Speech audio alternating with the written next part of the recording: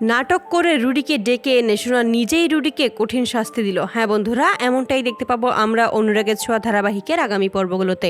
সোনা দীপার কাছে এসে কান্নায় ভেঙে পড়ে আর বলে যে তুমি আমায় ক্ষমা করে দিও মা, আমি অনেক ভুল করেছি, অনেক কষ্ট দিয়েছি, আমি সেই ভুলগুলো শুধরে নিতে চাই, আমাকে একটাবার সুযোগ দাও। দীপা তখন বলে তুই যে নিজের ভুল বুঝতে পেরেছিস এটাতেই হবে সোনা। সোনা তখন বলে আমি তো নিজেকে কোনোদিনও ক্ষমা করতে পারবো না মা, আমি তোমার জন্য কিছু একটা করতে চাই, আমি নিজের হাতে ওই রুডিকে খুন করতে চাই। দীপা তখন বলে এটা কোনো সমাধান নয়, তুই যদি রুডিকে খুন করিস তাহলে তোকেও জেলের ভেতরে কাটাতে হবে, আর আমি মা হয়ে এটা কোনোদিনও দেখতে পারবো না। তবে রুডির এবার শাস্তি হবে, যে আমার মেয়ের জীবন নষ্ট করতে চেয়েছে, আমার পরিবারটাকে আলাদা করতে চেয়েছে, ভেঙে ফেলার চেষ্টা করেছে, তাকে আমি কোনোদিনও ক্ষমা করব না। সোনা তখন দীপাকে কিছু না বলেই কেবিন থেকে বেরিয়ে রূপার কাছে আসে আর রূপাকে বলে যে আমি চাই এবার রুডিকে কঠিন শাস্তি দিতে, তুমি আমার পাশে থাকবে তো? রূপা তখন বলে মা তো বলেছি রুডিকে শাস্তি দেবে, তাহলে আমাদের সব করার কি দরকার আছে হিংসুকুটি?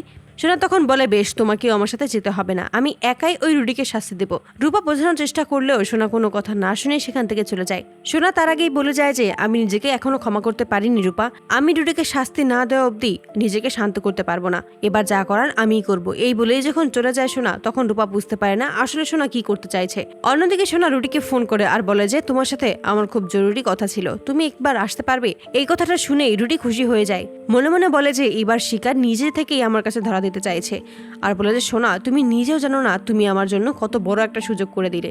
এই বলেই তখন হাসতে থাকে। কুন্তলা তখন বলে এটা নিশ্চয়ই দীপার কোনো পাতা ফাঁদ, এই ফাঁদে আমাদের পা দিলে চলবে না। রুডি তখন বলে তুমি সবসময় একটু বেশি ভাবো মাম, দীপা সেনগুপ্ত আর বেঁচে নেই, সেটা আমি খুব ভালোভাবেই জানি, কারণ আমি যেভাবে গুলি করেছি সেভাবে ওনার বেঁচে থাকার কথাও নয়। কুন্তলা তবুও সাবধান করে রুডিকে, কিন্তু রুডি কুন্তলার কোনো কথা না শুনে সেখান থেকে চলে যায় সোনার সাথে দেখা করার জন্য।